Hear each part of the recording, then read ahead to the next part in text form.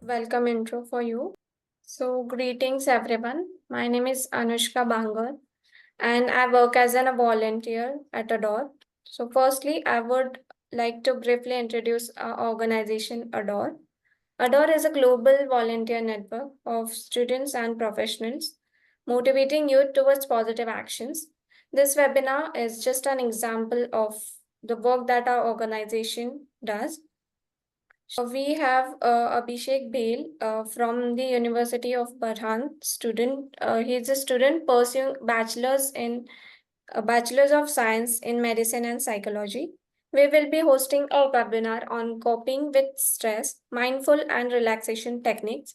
So on behalf of Adore, I welcome you all to this Soaring Wings webinar.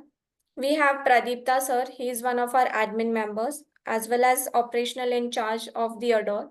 Before we start, I request everyone to turn on their camera and make this session more interactive. Those who didn't register can register themselves using the link given in the chat box. Now, without further ado, let's kickstart this enlightening session. So my topic for today is coping with stress, mindfulness, and relaxation techniques. So these are two different techniques which are developed independently of each other.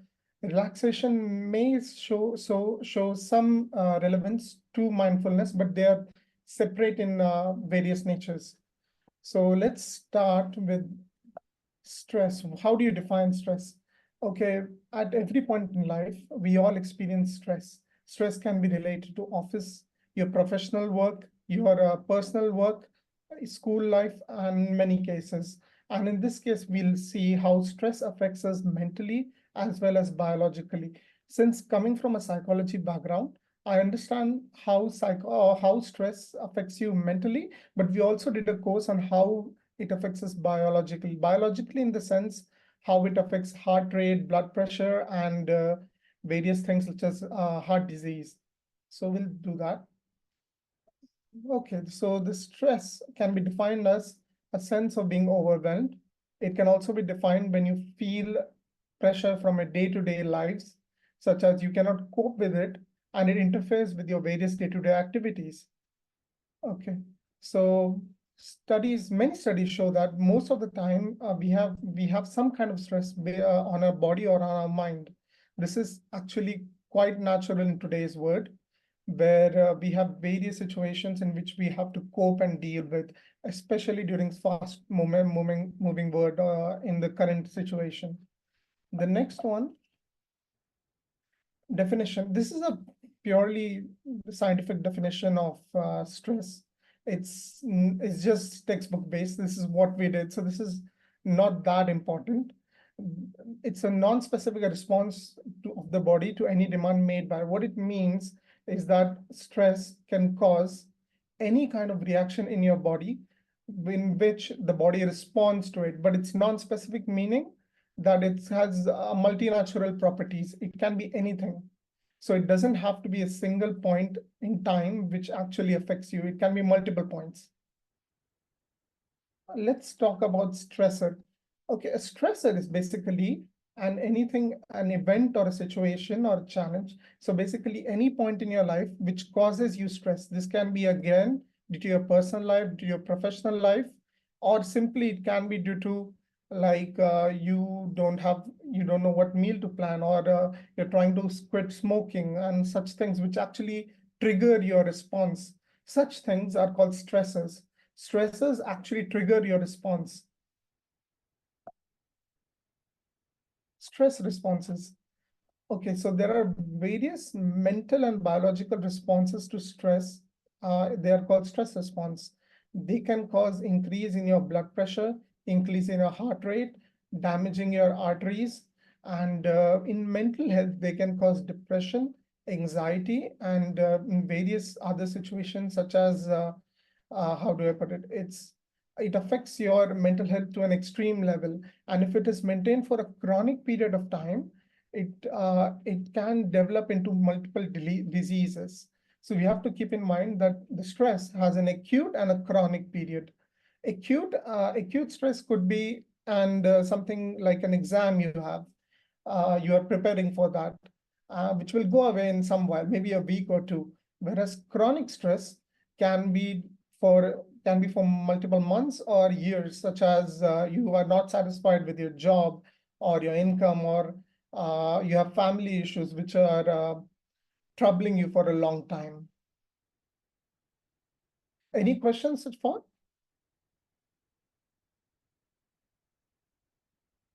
No one? Okay, so we shall move on. Am I going too quickly? No, sir, it's good. Okay, I just want to leave some time for questions and answers, because I plan for that instead of actually giving the slides, so I can get more response from you guys. So that's more important to go through the slides. The slides might be quick, but I am waiting for your response. Okay. So response for stress is unique to each person. Some might just feel a headache. Others may, in other cases, it may lead to high heart rate or high blood pressure. Some might feel nauseous, and some might actually feel sick. So it's unique to every person.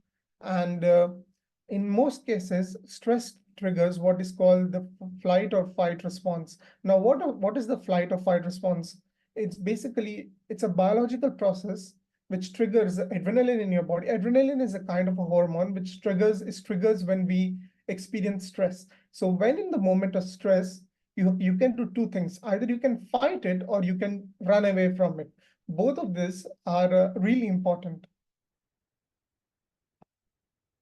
Okay, steps coping. Now, coping mechanisms there are various coping mechanisms. The ones we would be discussing in this part would be mindfulness and relaxation techniques.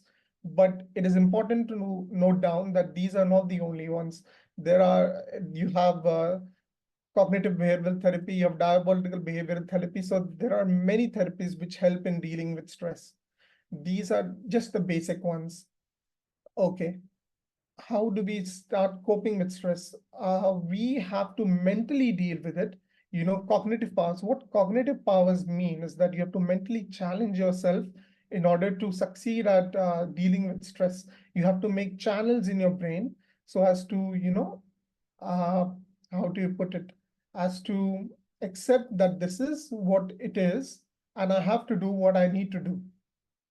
And then adaptance to behavioral change. That means basically you have a stress and you need to adapt in order to make that stress go away. So you might have to change some of your behavior in order to accept that you have pressure put on you and to change that pressure. These behavioral changes can be stopping smoking, could be stop drinking. In cases these are the triggers for you. It could be similar things such as introverts, they don't like talking to other people.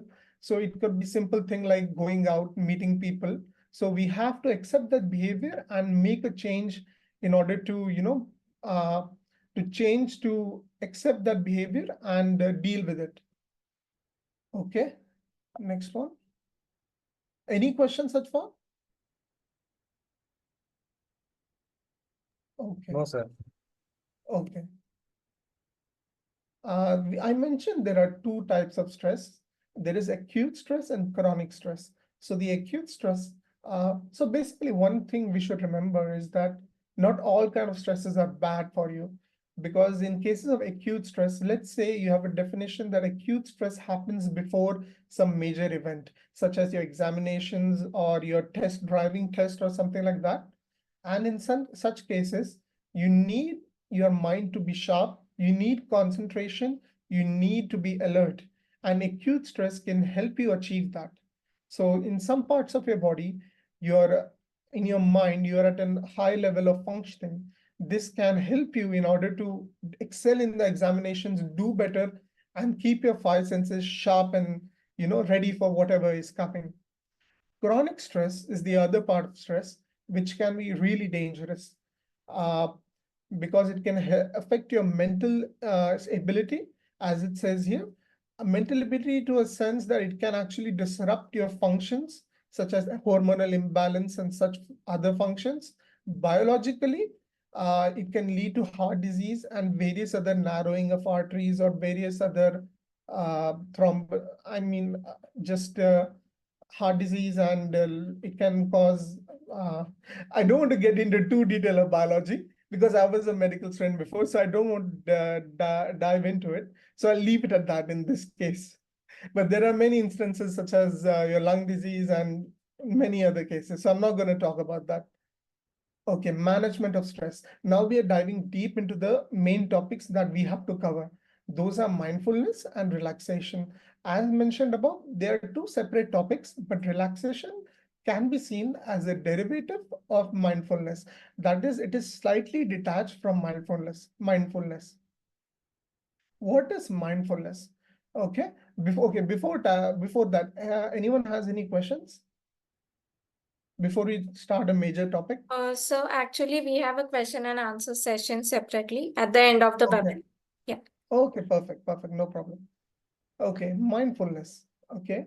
In this technique, you are intentionally aware of your surrounding. What that means is that you are staying in the present. You feel everything around you. You don't worry about your past. You don't worry about your future. Now, this is very, very difficult to actually put into practice, and it requires some years of meditation. And I'm not saying that you cannot achieve it. Many people can maybe achieve 60%, 40, 15. It's not about how long or how long it takes you or how much you achieve it. It helps you a lot. So even if you can do maybe 5 or 10 minutes of mindfulness, it's better than doing none. Okay. In this cases, you use many of your senses, such as your touch, your smell, and sound. These will help you ground yourself and relax. I remember one of my therapists told me that this, in case you're feeling overwhelmed, you use something called a five method system, in which you use your senses, such as you chew gum, which can cause some pressure in your teeth. You can touch and feel your table, which can cause some grounding. You can smell something fragrant, which can help you motivate or boost your mood. So these are just few examples of what can happen. Okay. Mindfulness can be achieved in various situations, such as you can practice mindfulness as standing, while walking, even while cooking or doing drawing and stuff. Like, it's called doodling. You draw stuff and it can help you focus. But the most common part of the common aspect of mindfulness is a common part. How you achieve mindfulness is while sitting. This is the most common process used because it like requires less effort and it's easiest to achieve. So most of the beginners start with this. Okay. Now, the second part says that when you practice mindfulness, it reduces your stress, enhances performance, and raises awareness of your surroundings. Now, these are core parts of any kind of relaxation technique. So it does not particularly belong to mindfulness, but it can be achieved through mindfulness. Okay, some things to know about mindfulness is uh, the first point. It says it's not obscure. What that means is we we unknowingly do this part. We unknowingly do mindfulness in everyday life. Maybe if you're just sitting blankly in front of the TV and you let your thoughts wander, or maybe if you just practice yoga, or many other instances, if you're going for a walk in the evening, your mind is in the present. You have actually achieved mindfulness. You don't have to worry about your future. Some people can achieve it through various activities such as cooking or gaming or just playing something like badminton or cricket. You are in the moment, so you don't have to think about your future. You're not thinking about your past. You are staying in the particular present. Okay, so next point is anyone can do it. That means you don't require laptops, you don't require phones, you don't require books, maybe you just require someone else to guide you, and minimal resources. So you can do it on your own, on your own time, and not worry about anything else. It's not some particular hobby which costs you lots of money, or yoga sessions or therapeutic sessions which require large income. So you don't have to worry about that. Third thing, it's a way of living. So mindfulness is not something which you do once, but it's something which you do repeatedly. And this has to be become a part of your daily life. If not daily, then weekly life. Some days you have to do meditation, or maybe 1 or 2 3 you can do it. So just make sure you don't stop it. Once you have started it, you have to carry on. And you can't achieve it in first few weeks, not even in first few months, but at the end it will help you. The cumulative average, it will go on, and at certain point you'll start feeling that these things are helping you. You won't realize it, but it will take months, or maybe after 1 year you'll realize then how much it has helped you. Okay, and the fourth is it's based in evidence-led research. I'm not going to touch upon this topic for a lot part of time. So what it just says that there has been a lot of research based on this topic, from Western to Indian culture, and they have found out that if that mindfulness can lead to uh, how do you put it? Lead to regeneration of your brain neural capacities. What that means is your brain doesn't age as much when you're doing mindfulness as it would have without mindfulness.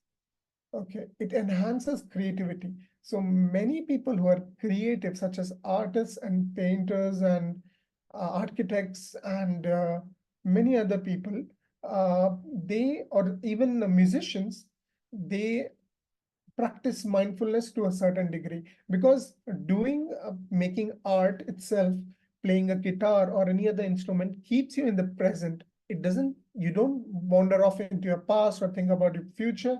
It helps you to stay in your present situation. Okay.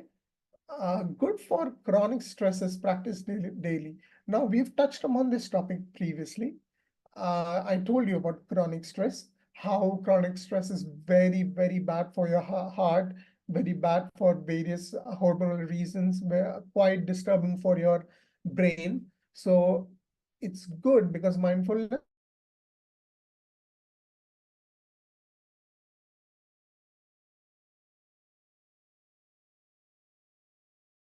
chronic stress and mindfulness. And as you go on from weeks to months, it will help you in dealing with this chronic stress. You'll realize that the chronic stress will decrease.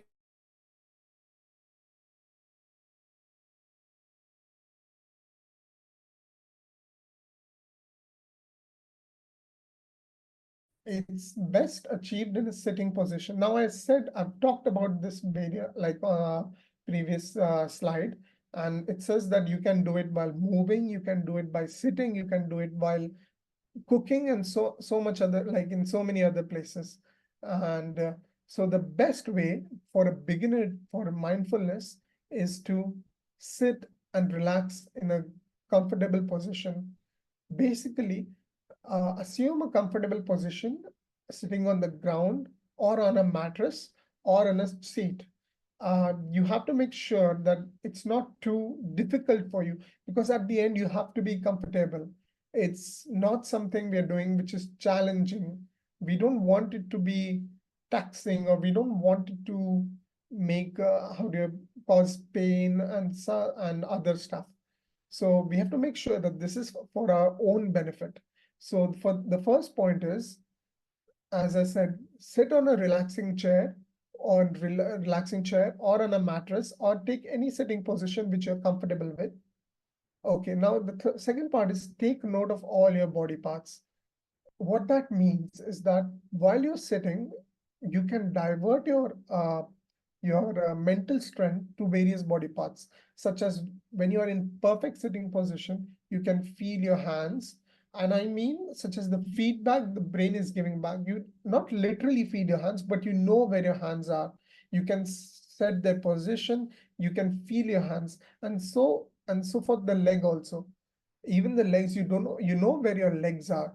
in the sense that you can feel them and focus on these parts. Okay, just let these parts tell you what they, if there are any pain, if there are any swellings, or if there are any such instances where there are pain signals coming back from them. So just acknowledge their feedback. Okay, this another point is, now you need to, after you've achieved a comfortable position, you need to straighten your back. Okay, again, not as much to cause pain. No, we know that we need to be careful and comfortable. Okay, let your head and your your shoulders rest on your back. So you don't sag too much, but just let them rest so that you can get a more comfortable position. We don't want us to become uncomfortable. That's the main point of doing mindfulness. We don't want to do it. I mean, don't want to become uncomfortable. Not that we don't want to do it, we want to do it. Okay. Then what it says is that that's most important point of it is to be in the present. Again, this was the case of mindfulness. We are doing this to be in the present. Don't allow your thoughts to drift. So be in the present, saying that don't worry about the future, don't worry about your past. But this is very difficult to achieve. And I'm saying that easily, but in practice, it's very difficult to achieve. So that's why we have to practice it every day or on a weekly basis. As long as you do it in a proper manner, it should be okay. And one more thing is your breathing process. I know breathing process is something which we do in all circumstances. It's shown in yoga, it's shown in karate, in various other sports. You need to set your breathing pattern. In this case, you should follow a deep rhythm. That is, you should keep in mind your inhales and your exhales. Make a particular rhythm. That means you set sometimes when you inhale and you exhale, they should be, how do I put it? They should feel like, you are doing it noticeably, that uh, you want to do them and you have to focus on them. Okay, and then finally, repeat this process again. So these are all the processes in one time period, and then you have to repeat them again as long as you can. So as it could be for 5 minutes or 10 minutes, depending on you. Okay, and then let me just put this here. Okay, so another part of mindfulness is called mindful eating. Now, it doesn't literally mean you eat all day. What it means is don't overcommit. First point, don't overcommit means don't over plan, I should say, for what you're going to eat. Just don't make it a mess like I can't eat this, I can't eat that, and don't think about it too much. Just write down a simple recipe which is there in your mind. Don't think too much about it. Don't think like in the past it made me sick or in the future it may cause me problem. You have to in certain sense, but just focus on a healthy meal which you can make quickly. Or in case if you have time, you have a lot of time, you can take some time to prepare your meal. Eat the rainbow. What that means, eat the rainbow, is that you should have a colorful plate. And now that sounds funny, but what that means is that you should have almost 3 or 4 colors on your plate. So that could be a side salad, that could be a sabji, that could be a dal, lentil, and so on. You have roti and everything. So it could be, just make sure that you have different varieties of food so that you don't get a bland taste or a monochromatic taste. That means a singular taste from all your on your plate. You want to make it an experience. Okay, learn to love the stir. What that means is get into a rhythm. Means you are not just cooking for the sake of cooking. Learn, like, love to stir in the sense that you're practicing your movements, you're staying in the present, and you're doing your chores in the present with your mind in the present situation. So if you're chopping onions, stay in that. You'll cut yourself otherwise, but still stay in that position. Think about chopping onions while you're chopping onions. While you're making curry, then think about making curry. This is what mindfulness is all about, to be in the present. So enjoy doing what you're doing. Okay, notice your breathing. As said previously, uh, in this process of cooking, you have to still keep a rhythmic pattern of your breathing. Don't focus overly on your breathing, but make sure that you're doing it in a certain time period. So in certain cases, you have uh, increase your breathing rate or decrease in your breathing rate. But just try to make sure that an average breathing rate is maintained, which is good for you. Okay, let the time stop. In this point, what this point says is that don't really worry about time. If something bothers you, of course, you need a set time frame. You need to decide that before you start cooking. But if you have time to spare, you don't need to look at the watch all the time. You don't, unless the recipe desires, like tells you to watch the time, other than you don't need to watch the time. Just relax, let the pan do its work, go with the flow, let the food let the food, how do I say it? Just go along with the flow and how the food is cooked, and don't worry too much about that. Make it a ritual. Again, this is again coming to the point that you need to make it a habit. So when you're cooking like most people like us as Indians, we cook every day. I mean, if everyone cooks every day, but we cook every three meals a day. And this is like our moms, they're used to this process. Mothers are used to this process. Like if I talk about my mom, she cooks meals and she's used to this and she makes it every day. So this has become a ritual to her. So in a kind, it's a mindfulness practice. It's a zone for her in which she is comfortable. So it doesn't bother her too much. She's not focused on being too distracted. She's not too worried about what to cook. She just goes with the flow. And this is the point of practicing mindfulness. You don't need a lot of resources. You don't need a lot of things you like time and a lot of money. You have some ingredients with you and you can practice mindfulness. It's just simple form of mindfulness. And it's something, eating is something which we do daily. So it's you don't even have to practice it separately.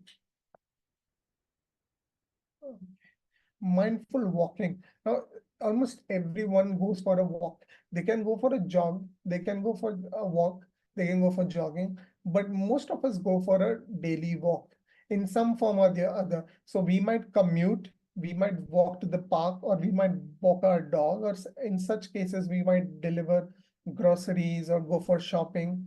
And what mindful walking is that it gets your blood flowing.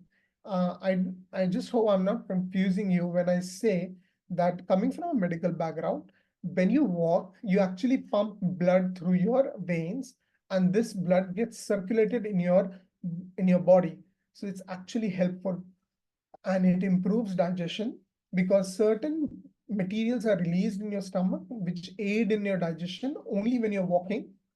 And it has been shown that it alleviates certain symptoms of depression.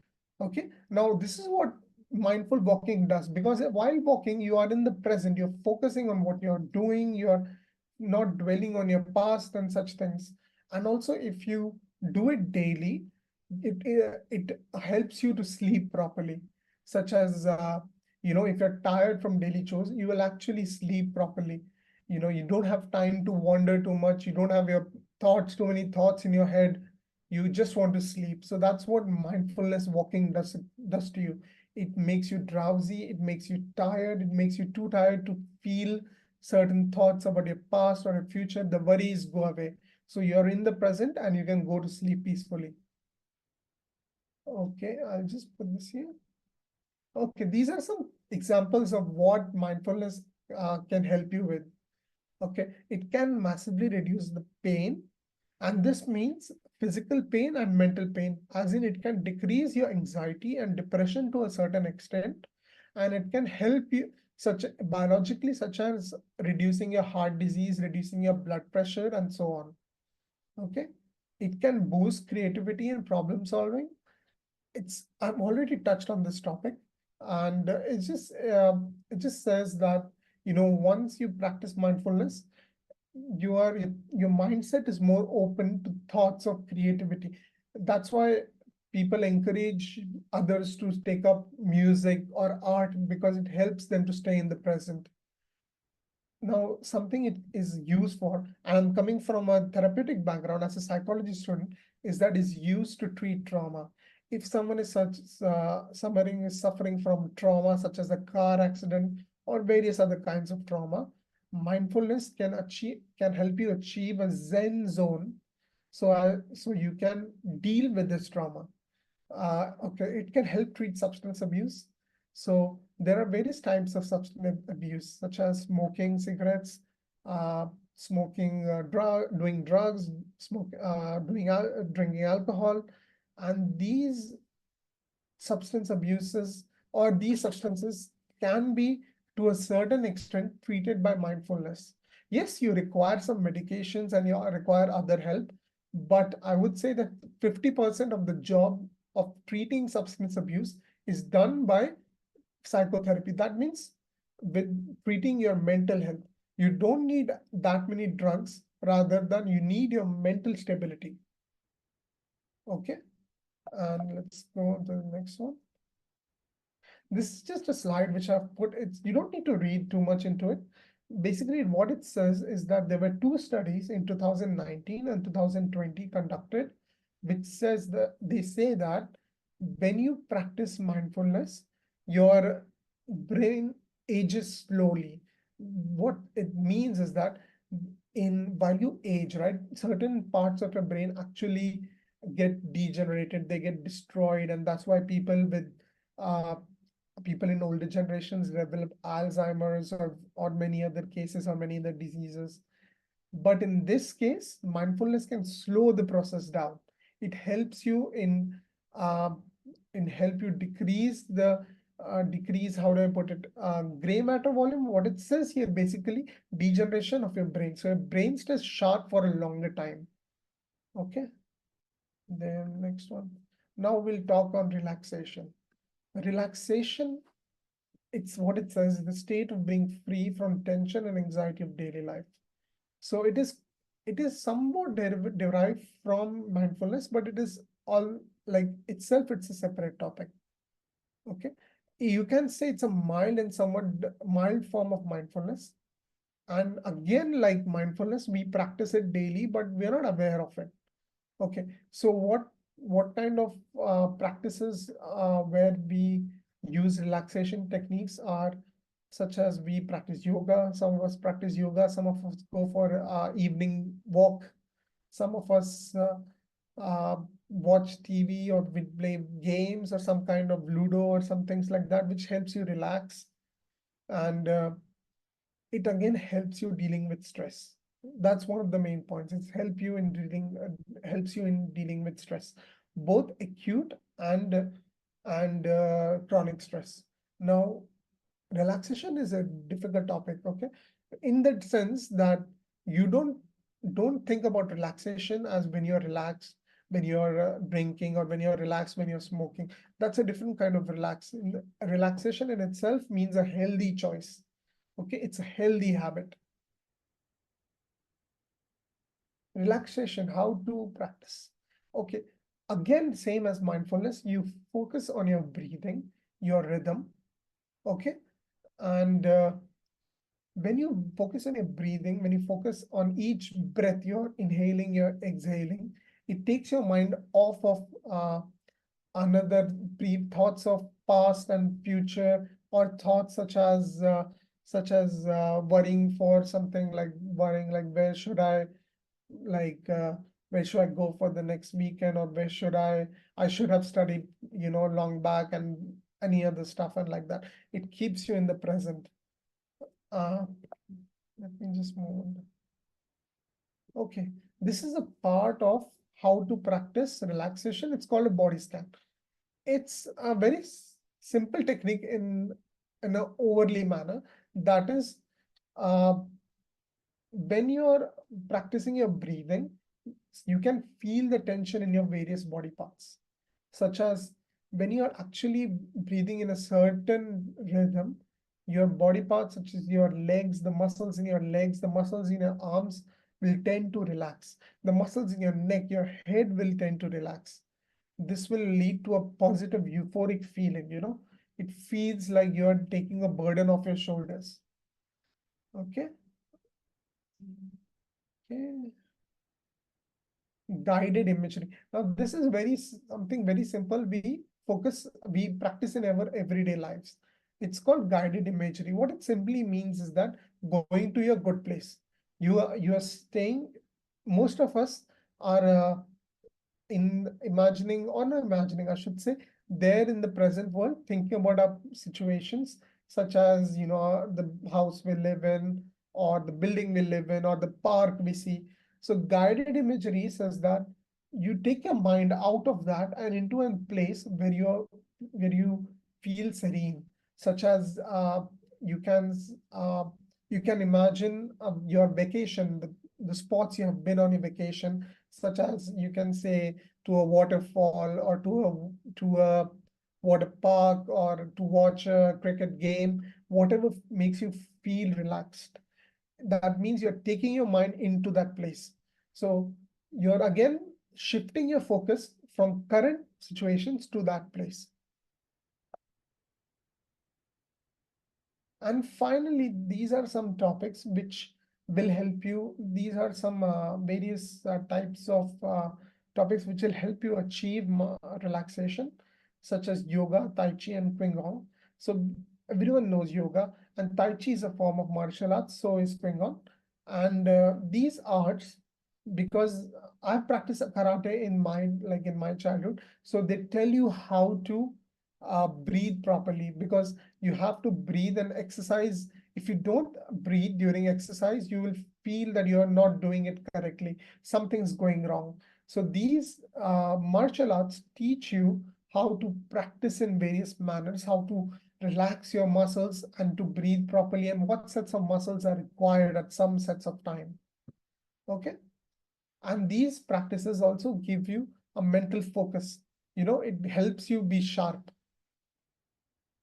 Okay, I've concluded it. Any questions? I'm sorry if I went too fast. Any questions? Yes, sir. So I have a question is how one can stay focused while doing this mindful and relaxation techniques to manage while managing the stress. Like how can we So, increase our focus? okay. So how do we increase our focus is basically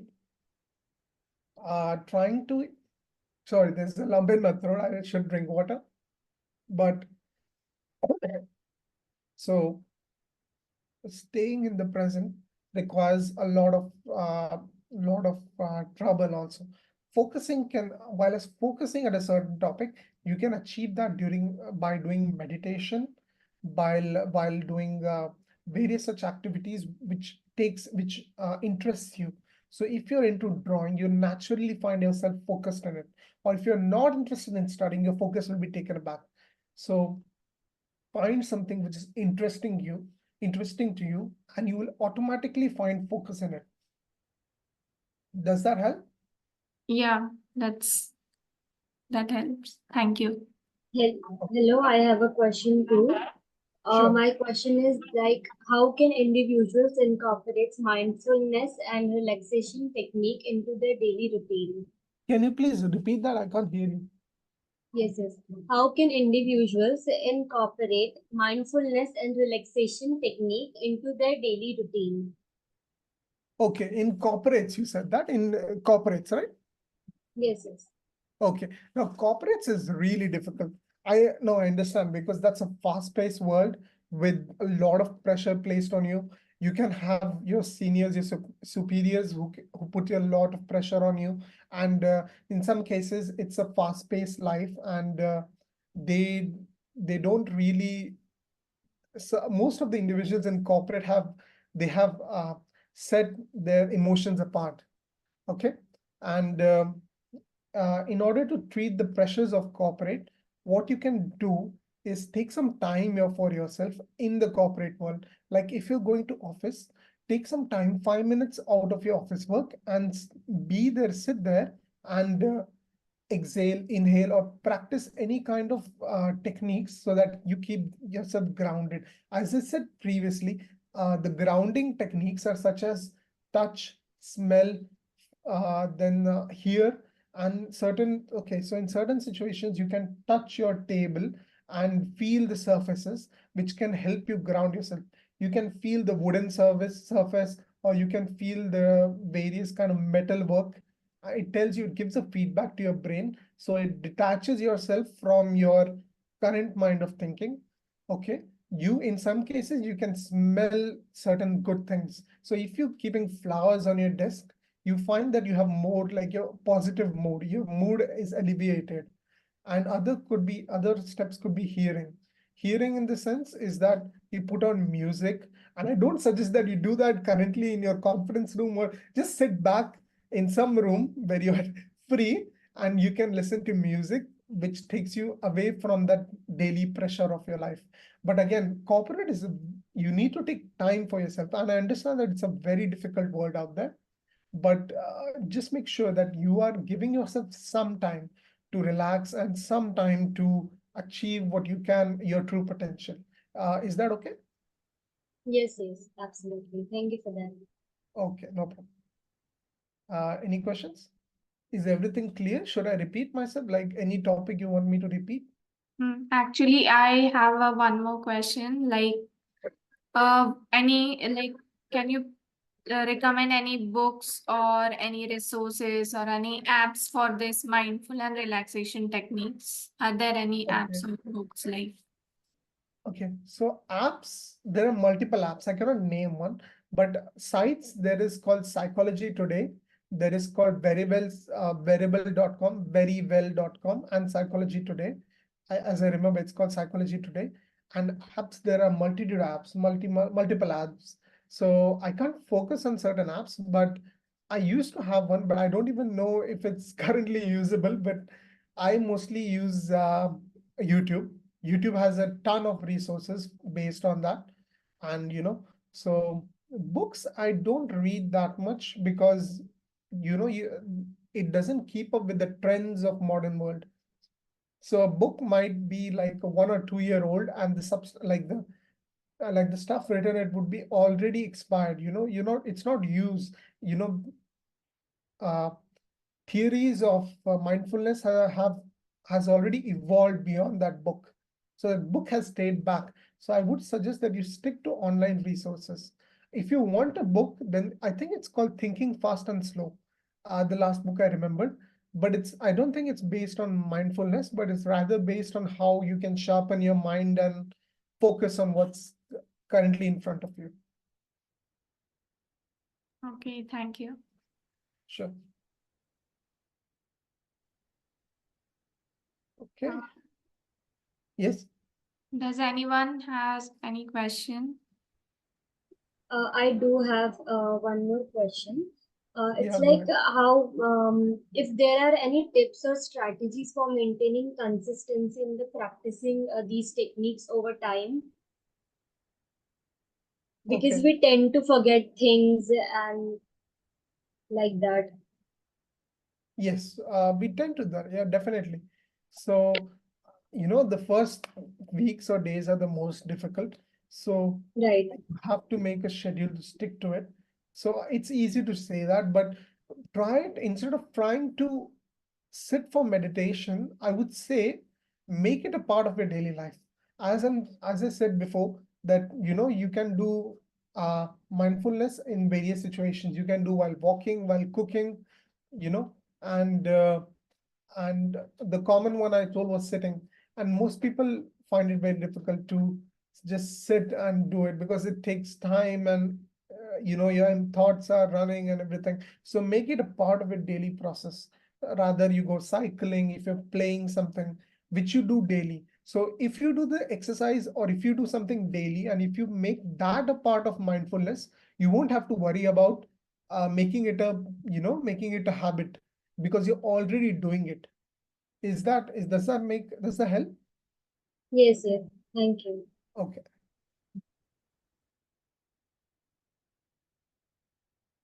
Me one Does more. anyone have any questions?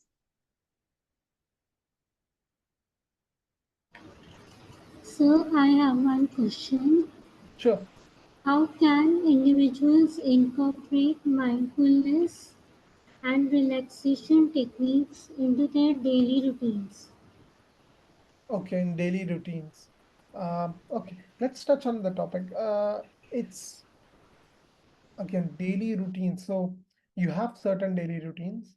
You cook, you cook daily, you go to your commute, you commute to your work, you have a habit of eating lunch properly. So in these cases, you incorporate your mindfulness. Again, this was a previous point mentioned in the previous answer. So you just make it a part of your existing behaviors. So you don't have to deviate from other topics, such as you don't need to make a conscious effort to make it a practice, daily practice.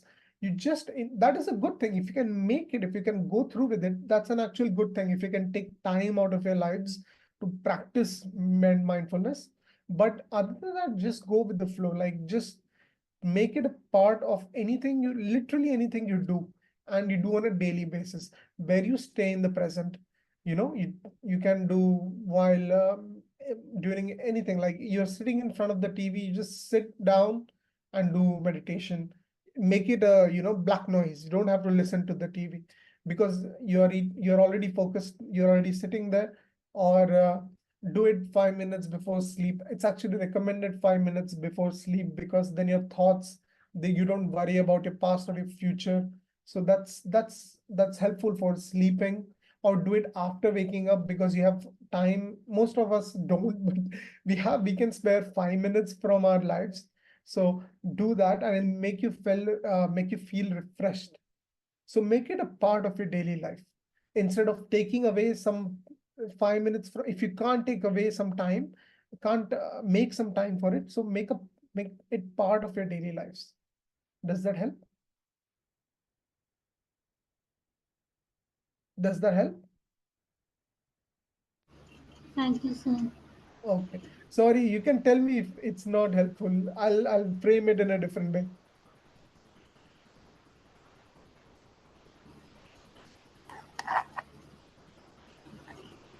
Yeah, I have one question. Sure. Uh, is there is any psychological changes will happen if we continue this relaxation techniques daily? Yes. Okay, that's a good point. Psychologically, your mental health, your mental stamina, it's called, will increase. Your ability to deal with anxiety, the ability to cope with symptoms of depression will increase. Uh, your mental aging process will decrease, such as your brain will stay young. I mean, just not it will grow younger, but rather it will stay younger for your age. So if you're many people who are in their 60s might still feel like they have the energy of the 30s. They're Mm. focused as much as the mind of a 30-year-old. This is because they practice mindfulness. And if you want me to go into a biological part of it, then what it means is that there are certain connections between your brain. It's called neuronal connections, and those they grow when you practice mindfulness. So they actually grow and you can gain more information. Your mind stays sharp. So you definitely have many benefits from psychological benefits from practicing mindfulness. And it can prevent occurrence of various diseases such as Alzheimer's or certain other diseases which are caused due to aging, mental diseases, mental challenges. Does that help? Yeah, very much, sir. Thank you so much. That's a great idea you have given. Okay. Okay, so many people are suffering from this in teenage, like they are feeling like a so much age. Such a Yeah, good point. Thank you. no problem. Any more question, guys?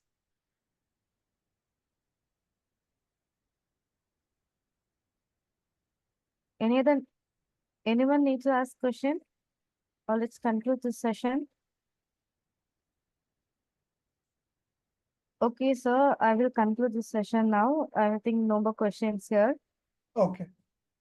Thank you for Abhishek Bill for hosting this wonderful webinar. Your presentation was both informative and enjoyable. We extend our gratitude to all the participation for joining us today. Another is a non-profit organization that offers unpaid internship and volunteers opportunities. Individuals can utilize their time and expertise to support adults, mission and variable programs, thereby serving the community and making the difference. For more information and to apply, it is a recommended adult uh, directly or visit the office. Thank you. Thank you for the guys who have attended the webinar today. Once again, thank you for the participation and the host Abhishek to give the more informative information today, as every youngsters need today about the relaxation topic as a cooperative and everyone's. Thank you so much, sir. Thank you for this webinar. Thank you, everyone. Thank you. And And I'd there like, will be, yeah, go ahead. sorry, there is No, one feedback mail with link will be in chat box. Please give me your feedback for we can do much better in next webinar. Thank you, guys. yeah, and I'd just like to conclude. Thank you everyone for attending, and I hope that was helpful and that you have learned something, you take away something from this process. Thank you so much. Thank you so much. It was really informative webinar for us. Thank you.